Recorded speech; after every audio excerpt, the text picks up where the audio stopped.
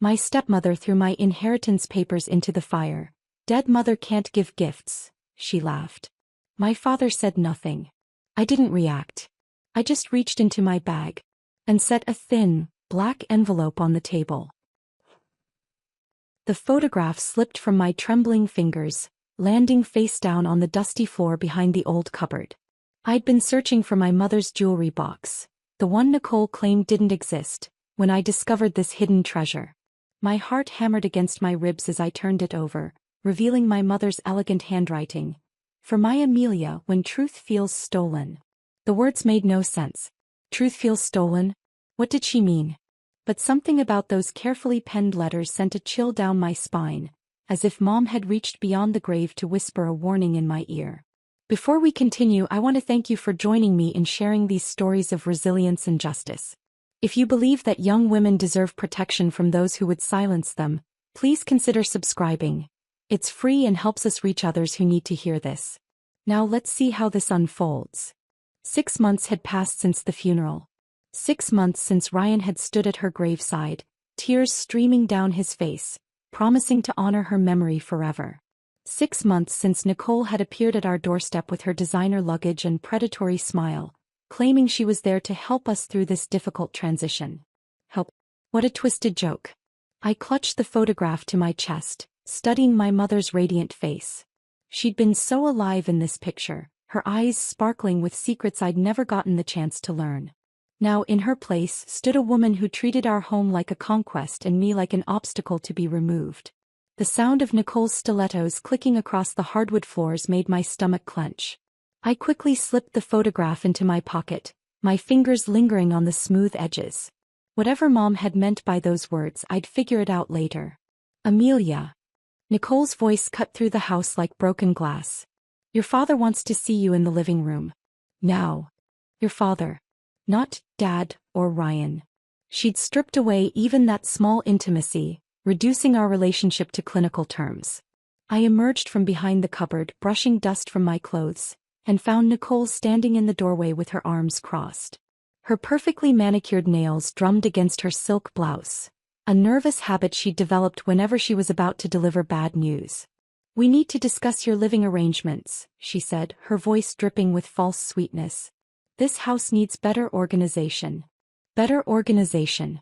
Code 4. Your presence is inconvenient. I walked past her without responding, my shoulder barely brushing hers. The living room had been transformed beyond recognition. Mom's antique furniture had vanished, replaced by Nicole's sterile modern pieces. The family portraits that once lined the mantelpiece were gone, erased as if we'd never existed. In their place sat Nicole's collection of crystal figurines, cold, lifeless objects that caught the light but reflected nothing meaningful. Ryan sat hunched on the leather sofa, avoiding my gaze. This man who'd once carried me on his shoulders, who'd taught me to ride a bike and helped with homework, now looked like a stranger. His shoulders sagged under invisible weight, and deep lines had carved themselves around his eyes. When had he become so diminished? Sit down, sweetheart, he said softly, patting the cushion beside him. But Nicole was quicker. She positioned herself between us, her hand resting possessively on Ryan's shoulder. Actually, Ryan, I think Amelia should stand. This won't take long. The dismissal hit like a slap. I remained standing, my chin lifted in defiance, while Nicole launched into her prepared speech about making space for healing and creating a fresh start. Translation. My bedroom was being converted into her personal office. Where exactly am I supposed to sleep? I asked, my voice steady despite the rage building in my chest. The guest room has a perfectly good bed, Nicole replied, waving her hand as if my question was trivial. Besides, you'll be going to college soon. It's time you learned to be more flexible. Flexible. As if I were the one being unreasonable. Ryan finally looked up, his eyes meeting mine for a brief moment. I searched his face for any sign of the man who'd once been my hero, who'd promised Mom he'd always protect me. But all I saw was weakness and guilt, emotions he was too cowardly to address. It's just temporary, he mumbled, the words barely audible. Everything's temporary, Ryan, Nicole said with a laugh that sounded like breaking glass. That's what makes life exciting. That night, as I packed my belongings into boxes, I discovered more evidence of Nicole's systematic erasure. My mother's favorite cookbook had disappeared from the kitchen. The throw pillows she'd sewn by hand were gone from the family room. Even the small ceramic bird she'd kept on the windowsill, a gift from her own mother, had vanished without explanation. When I confronted Nicole about the missing items, she shrugged with theatrical innocence. "Oh, those old things. I donated them to charity. Your mother would have wanted them to help others, don't you think?" But it was the journals that broke something inside me. I'd been searching for them for weeks, hoping to find comfort in Mom's words during these dark times. Instead, I found torn pages scattered in the garbage bin behind the house, their edges blackened from where someone had tried to burn them. Mom's careful handwriting was partially destroyed, but I could make out fragments, suspicious of Ryan's finances. And Nicole asking too many questions about the will. My hands shook as I gathered the salvageable pieces, treating each fragment like a sacred relic. That night, alone in my new cramped quarters, I spread the pages across my bed and tried to piece together my mother's final thoughts. The picture that emerged was disturbing. Mom had been worried about something in the weeks before her death. Something involving money and Ryan, and Nicole's sudden interest in our family's affairs. The next evening I was studying in the guest room when I heard Nicole's voice drifting up from the kitchen. She was on the phone, her tone sharp and businesslike. "No, she's still here," Nicole was saying. "But she's just a kid. What can she really do? The will is straightforward enough, and Ryan's already signed most of the transfer papers." "Transfer papers?" My blood turned to ice. "Trust me," Nicole continued, her voice dropping to a whisper. "She's a legal nuisance at best. Once the will is settled, she won't matter much longer. Ryan's completely under my control now." I pressed my ear against the door, straining to catch every word. "The inheritance? Please. Dead women don't have much say in these matters. Everything will be ours within the month." That's when something fundamental shifted inside me. The grief that had been weighing me down for months transformed into something harder, more focused. Nicole had revealed her true nature, and Ryan was either complicit or too weak to stop her. Either way, I was alone in this fight. But maybe I wasn't as powerless as they believed. That night, I pulled out a notebook and began documenting everything. Every cruel comment, every missing item, every suspicious conversation. I wrote down dates, times, and witnesses. I photographed the torn journal pages and made copies of everything I could find. If Nicole wanted to play games, I'd learn the rules. And I'd win. 3 weeks of sleepless nights and careful documentation had turned me into someone I barely recognized. The shy girl who'd once accepted every slight without question was gone, replaced by someone with steel in her spine and fire in her eyes. I needed answers, and I knew exactly where to find them. The law offices of Dalton and Associates sat in a brick building downtown, its windows grimy with age and neglect. I'd been here once before years ago, when Mom had insisted I accompany her for what she'd called important business. At the time, I'd been more interested in the candy dish on the receptionist's desk than whatever legal matters were being discussed. Now, standing before the heavy oak door, I felt the weight of that memory pressing down on me. The receptionist, a woman with kind eyes and silver hair, looked up from her typewriter. "Can I help you, dear? I'm Amelia Morrison. I need to speak with Mr. Dalton about my mother's estate." Catherine Morrison. Her expression softened immediately. "Oh, sweetheart. I remember you. You're so much taller now." She pressed a button on her desk. "Mr. Dalton? Catherine Morrison's daughter is here to see you." The door to the inner office creaked open, revealing a man who seemed to have aged decades since I'd last seen him. Mr. Dalton's white hair had thinned considerably, and he walked with a pronounced limp, leaning heavily on a carved wooden cane. But his eyes, sharp and intelligent, remained exactly as I remembered. "Amelia," he said, his voice carrying a warmth that made my throat tighten. "I've been expecting you." "Expecting me?" He gestured toward a leather chair across from his desk. "Your mother was very specific about timing. She said you'd come when you were ready to hear the truth." My heart began to race. What truth? Mr. Dalton settled into his chair with a grunt, his arthritic fingers fumbling with a locked drawer. "Your mother was one of the most perceptive women I've ever known. She saw things others missed, understood patterns that escaped the rest of us." He withdrew a manila folder, its edges worn from handling. She came to me 6 months before she died, Amelia. He was concerned. Concerned about what? About your future. About Ryan. About the woman he'd been seeing. He paused, studying my face. She knew about Nicole long before you did. The words hit me like a physical blow. That's impossible. Nicole showed up after the funeral. Nicole showed up at your house after the funeral, Mr. Dalton corrected gently. She'd been in Ryan's life for over a year before that. Your mother hired a private investigator. He slid a photograph across the desk. Ryan and Nicole together at a restaurant laughing over wine. The timestamp showed it was taken 3 months before Mom's death. My hands trembled as I picked it up, studying Ryan's face. He looked happy. Happier than I'd seen him in years. Your mother left very specific instructions, Mr. Dalton continued. She anticipated that Nicole would eventually show her true colors, that she'd try to eliminate you from the picture entirely. Catherine was preparing for that possibility. He reached into the folder again, this time withdrawing a black envelope sealed with dark wax. My name was written across the front in Mom's careful handwriting. She told me to give this to you when her voice was silenced for good. I confess I didn't understand what she meant at the time. But given what you've probably experienced these past few months. I stared at the envelope, afraid to touch it. What's inside? I don't know. She sealed it herself, made me promise not to open it under any circumstances. But she was very clear about the timing. You'll know when the moment is right. I took the envelope with shaking hands, feeling its weight. Whatever was inside felt substantial, important. I tucked it carefully into my purse, my mind reeling with questions. There's something else, Mr. Dalton said quietly. Your mother asked me to tell you about a storage unit downtown. Unit 47 at Secure Space on Maple Street. She said you'd need to look there when you started asking the right questions.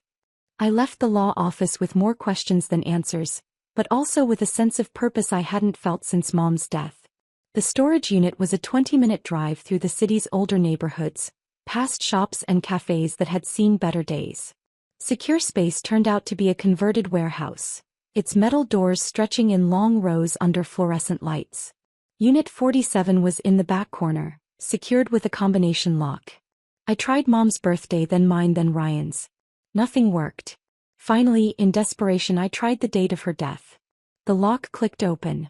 Inside, I found boxes of documents, photographs, and personal items I thought had been lost forever. Mom's college yearbooks, letters from friends, financial records dating back years.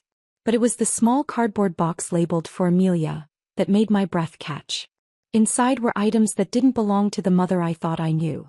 A birth certificate with unfamiliar names, medical records from a doctor I'd never heard of, and correspondence with someone named Matthew Chen. The letters were intimate, loving, written in a hand I didn't recognize but signed with obvious affection. At the bottom of the box, wrapped in tissue paper, was a photograph that made my world tilt sideways. It showed my mother, radiant and laughing, standing beside a man with kind eyes and graying temples. She looked younger than I'd ever seen her, her face free of the worry lines that had marked her final years. On the back, in her familiar handwriting, Matt. My real forever.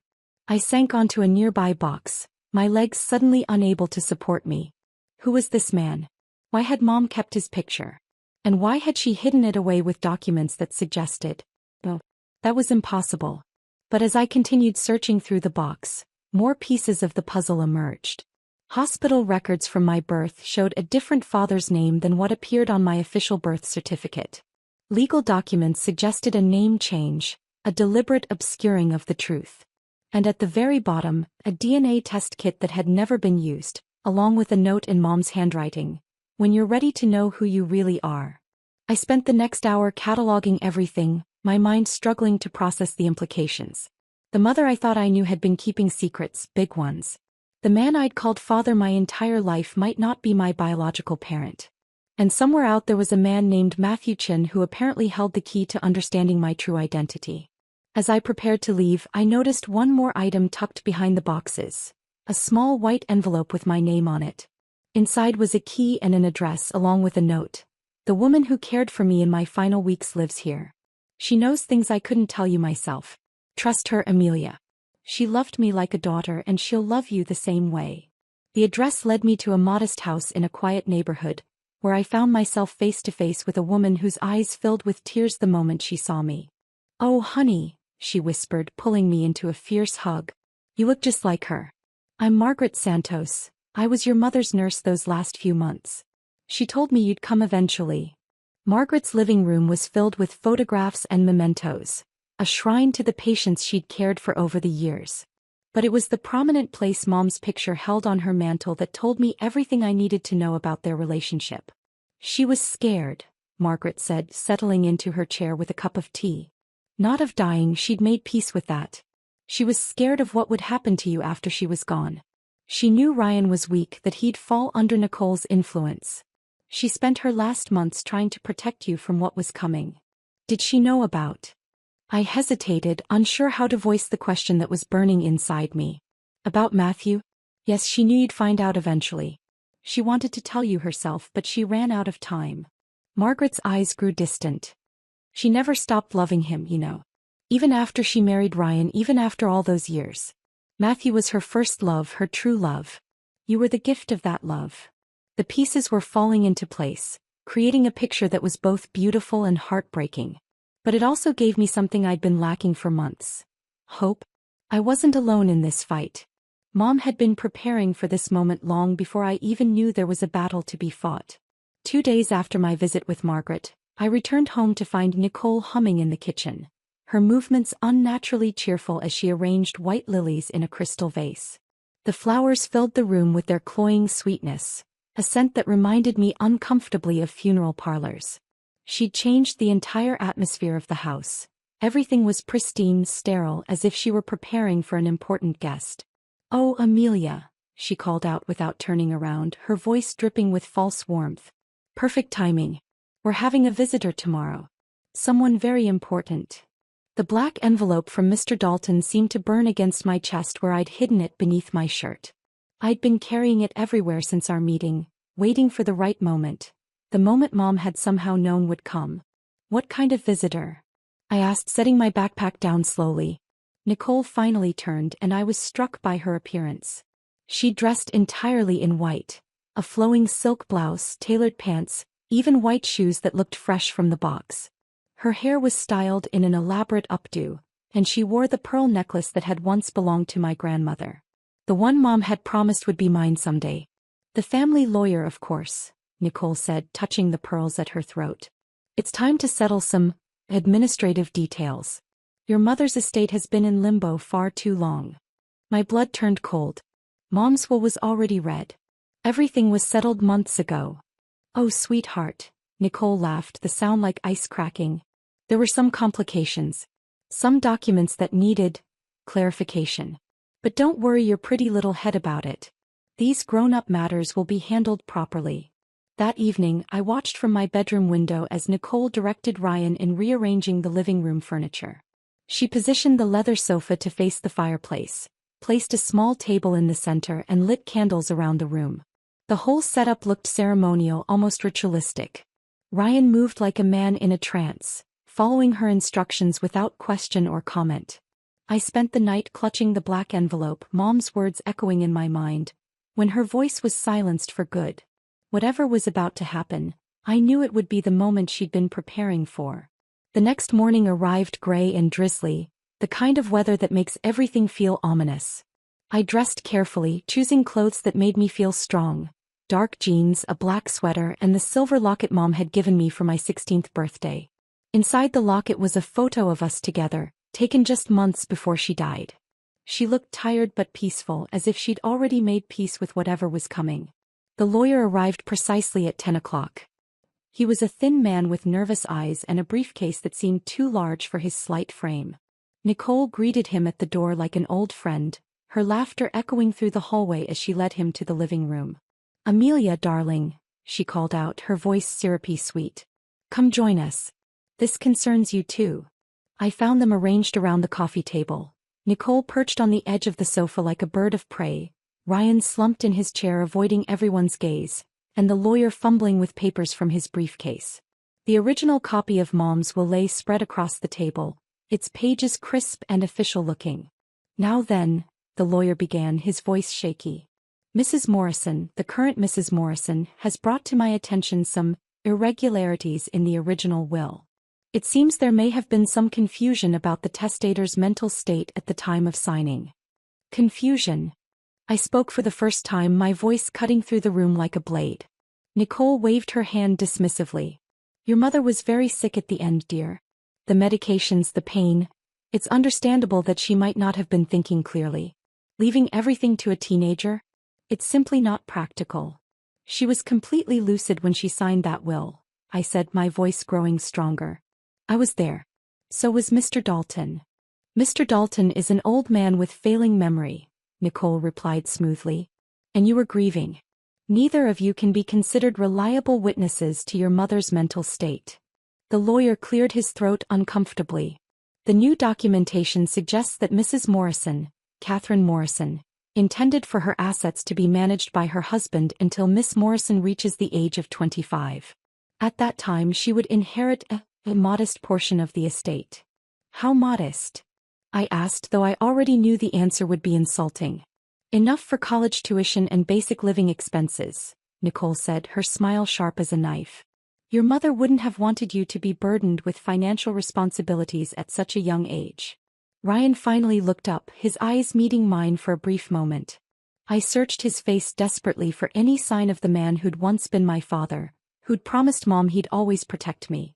But all I saw was weakness and guilt, emotions he was too cowardly to confront.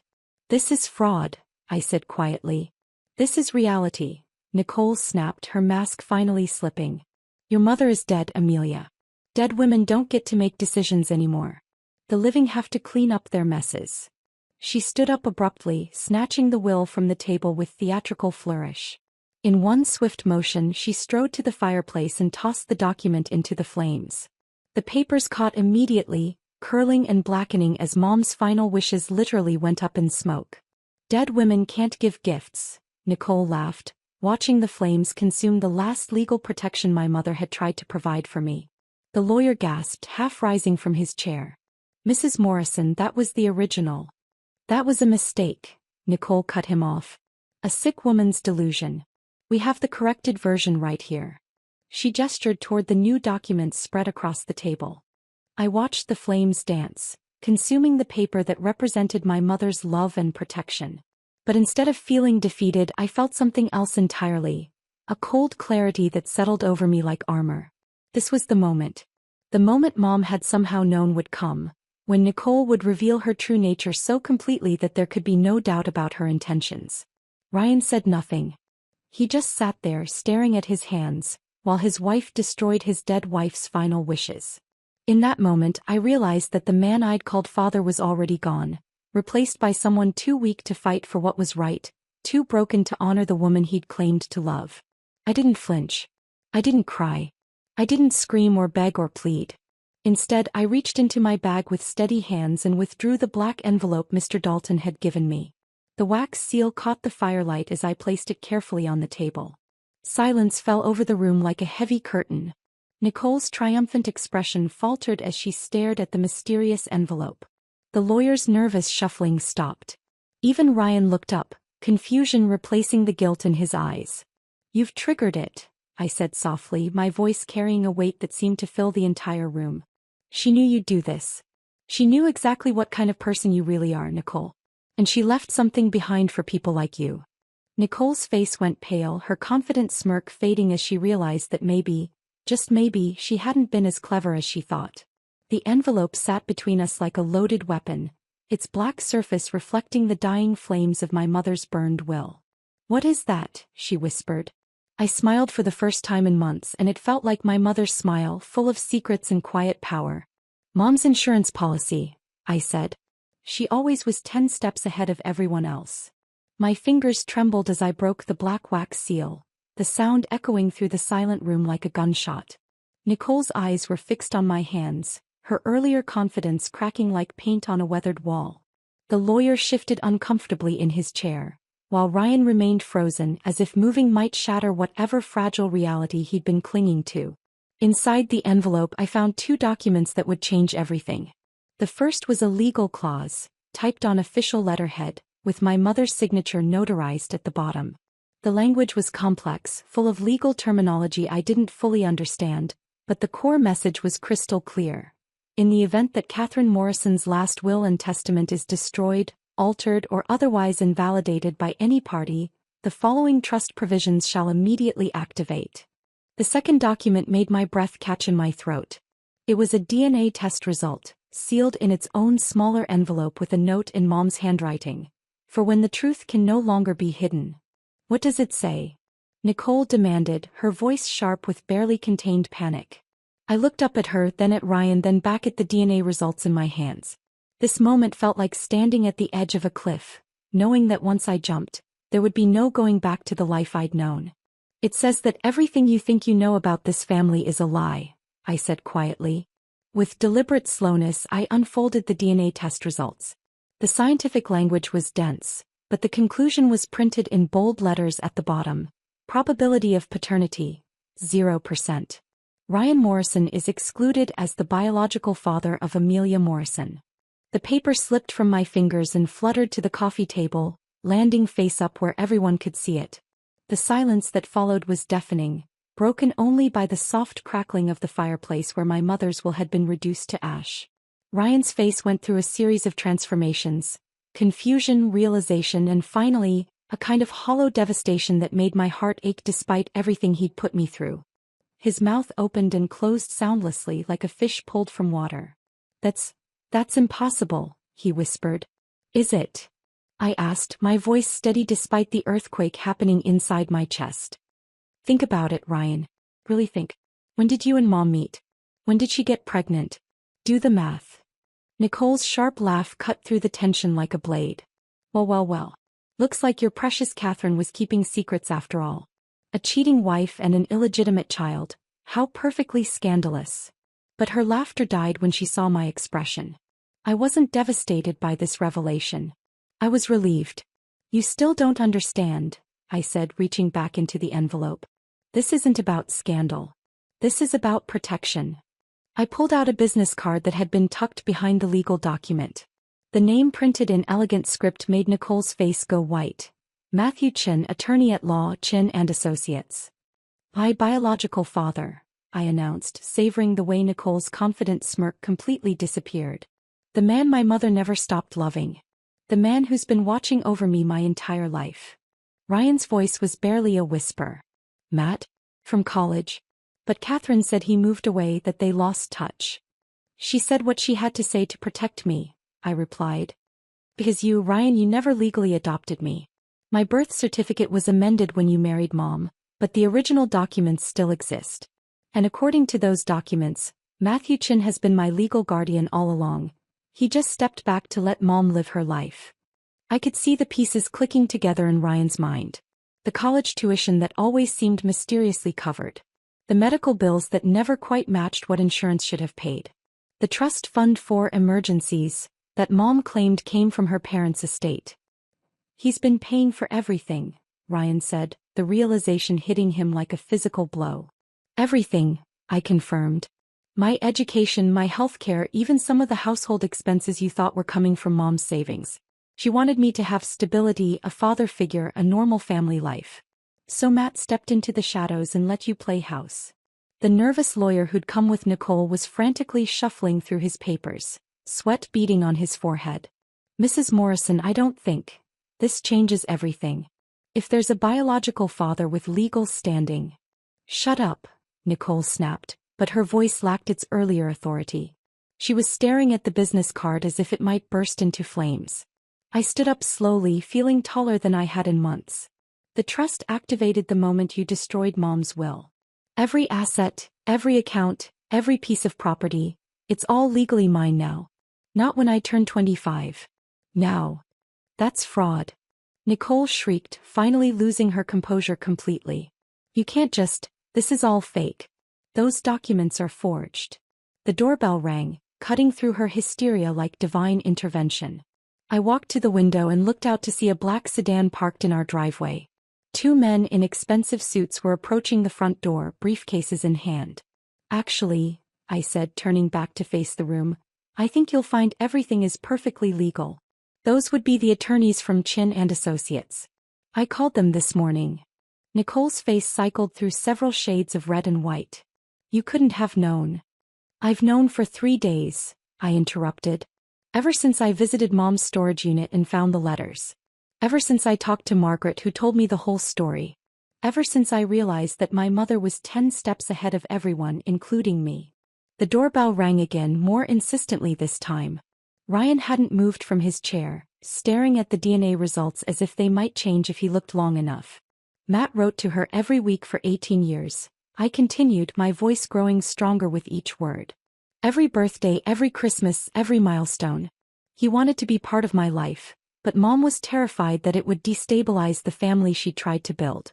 So they made an agreement. He'd support us financially and legally, but stay in the background until I was old enough to understand, or until... Until what? Ryan asked, his voice hollow. Until someone tried to take away what was rightfully mine, I finished.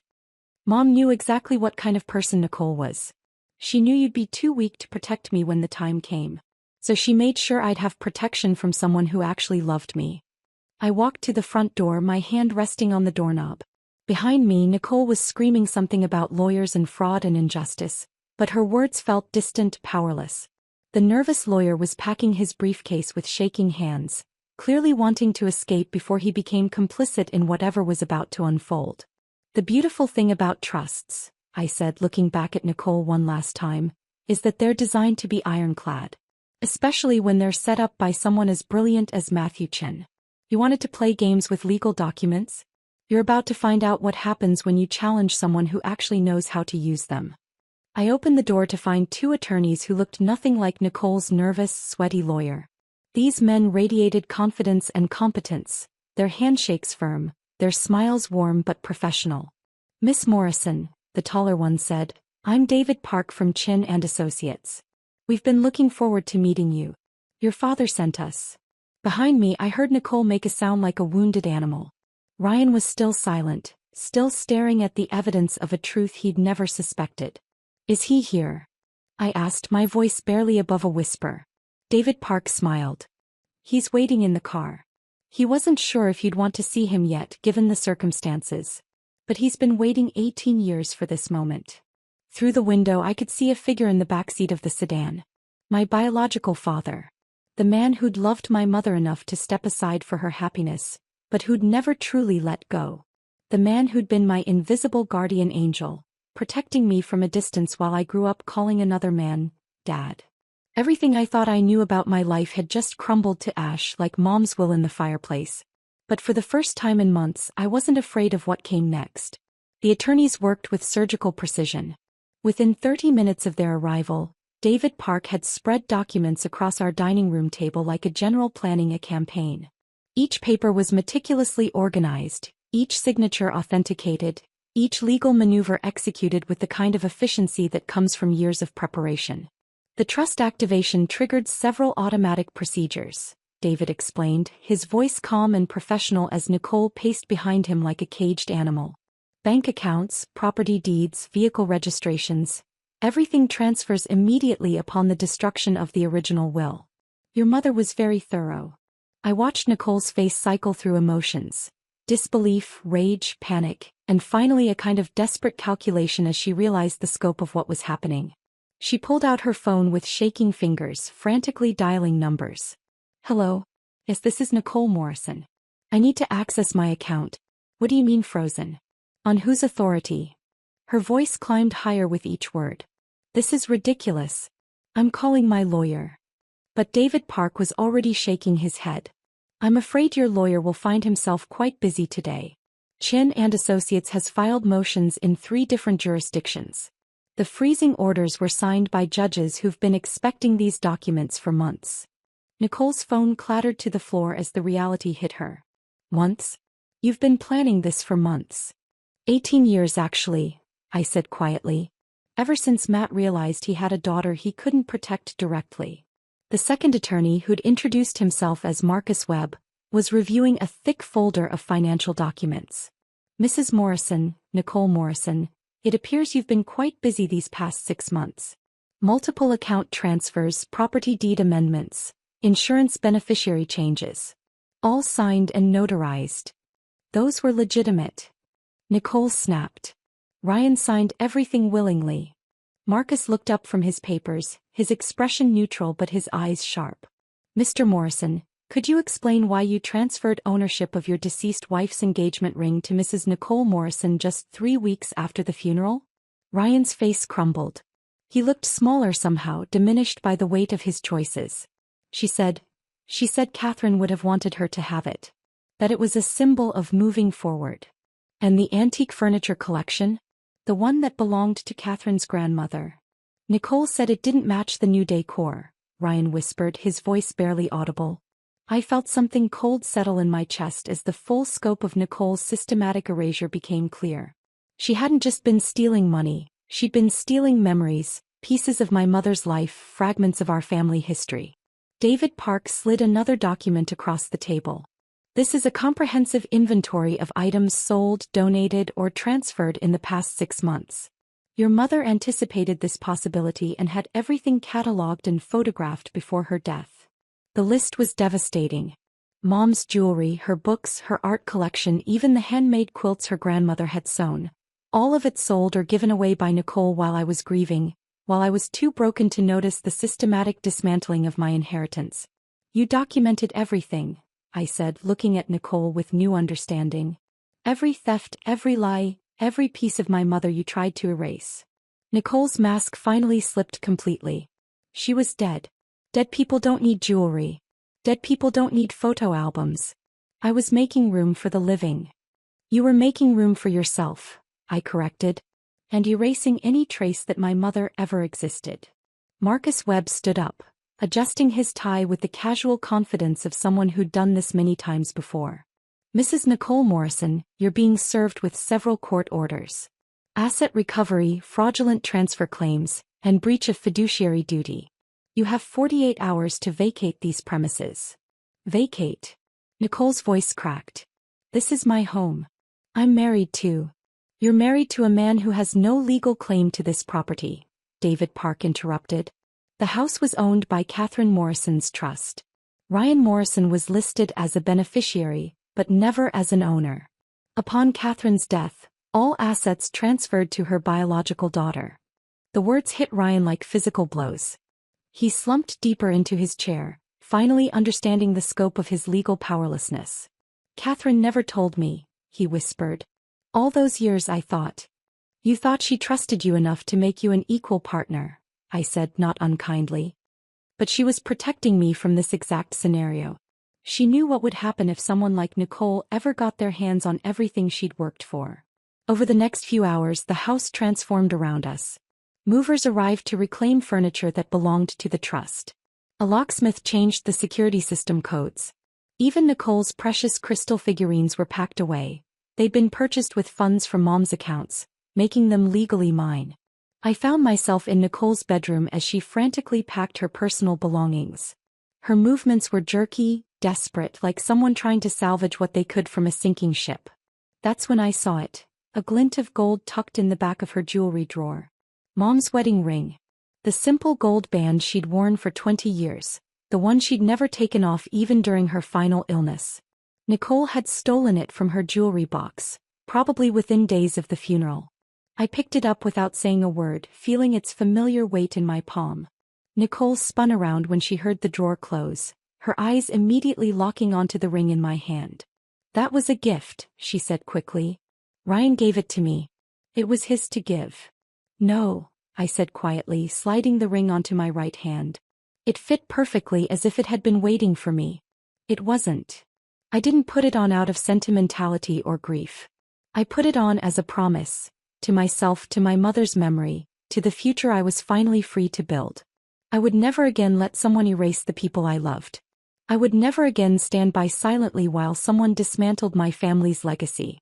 By evening, the house was empty except for me. Nicole had left with 2 suitcases and a bitter promise to fight this in court. Ryan had followed her, mumbling apologies that carried no weight, explanations that explained nothing. The lawyers had departed with their boxes of evidence, their work here complete. I walked through the rooms slowly, my footsteps echoing in the silence. The walls looked strange without Nicole's sterile decorations, but they also looked hopeful. like blank canvases waiting for real life to return. Mom's furniture would be returned within the week. Her photos would go back up on the mantle. Her books would fill the shelves again. In the kitchen, I made myself a cup of tea using Mom's favorite mug, the one with painted violets that Nicole had banished to the back of a high cabinet. The tea tasted like victory and sadness and possibility all mixed together. I didn't feel triumphant. I didn't feel like celebrating. Nicole's downfall hadn't brought my mother back or healed the months of pain she'd inflicted. But it had given me something equally valuable, the understanding that I was stronger than I'd ever known, that my mother's love had built protections around me that stretched far beyond her death. Justice and grief, I realized, weren't opposing forces. They walked hand in hand through the empty rooms of my reclaimed home, partners in the long process of healing. The castle Nicole had tried to build on my mother's grave had collapsed, not through violence or revenge, but through the quiet, persistent power of truth. That night, I sat alone in the living room where this had all begun, where Nicole had burned my mother's will while laughing about dead women and their gifts. The fireplace was cold now, its ashes swept clean.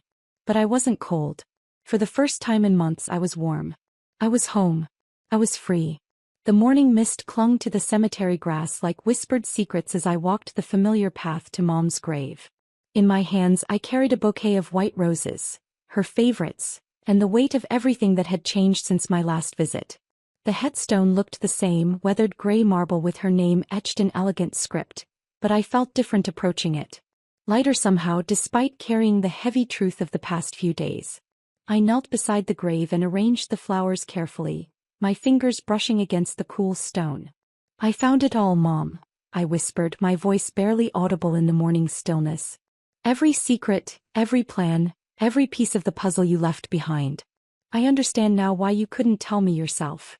The wind rustled through the oak trees above, and for a moment, I could almost hear her voice in the sound, gentle, knowing, proud. She'd orchestrated everything from beyond the grave, leaving breadcrumbs for me to follow when I was strong enough, smart enough, ready enough to handle the truth. "Nicole's gone," I continued, pressing my palm flat against the headstone. "And I'm not angry anymore. I'm grateful. She showed me exactly who I am when everything else is stripped away. She showed me I'm your daughter in ways that have nothing to do with blood or DNA." 3 weeks later, I sat in a sterile conference room downtown, surrounded by lawyers and financial advisors who spoke in numbers and percentages that would have overwhelmed me months ago. But I wasn't the same girl who'd cowered in the guest room while Nicole dismantled my life. I listened carefully, asked pointed questions, and made decisions with a clarity that surprised everyone, including myself. "The Catherine Morrison Foundation," I announced, sliding a proposal across the mahogany table. "A scholarship fund for young women who've lost their voices, through trauma, family dysfunction, financial hardship, or legal manipulation. Women who were told to stay quiet when they should have been heard." David Park smiled as he reviewed my carefully drafted plans. "Your mother would be proud. This is exactly the kind of lasting impact she always talked about creating." "The second voice," I said, naming the program. "Because sometimes the first voice gets silenced, but the second one, the one that rises from the ashes, that one changes everything." The foundation's first recipient was a girl from across town whose stepfather had stolen her college fund. When I handed her the check at our small ceremony, I saw my own story reflected in her eyes. The disbelief, the relief, the dawning understanding that someone else had walked this path and survived. "Don't let them make you invisible," I told her, repeating words that Margaret Santos had whispered to me during one of our weekly coffee meetings.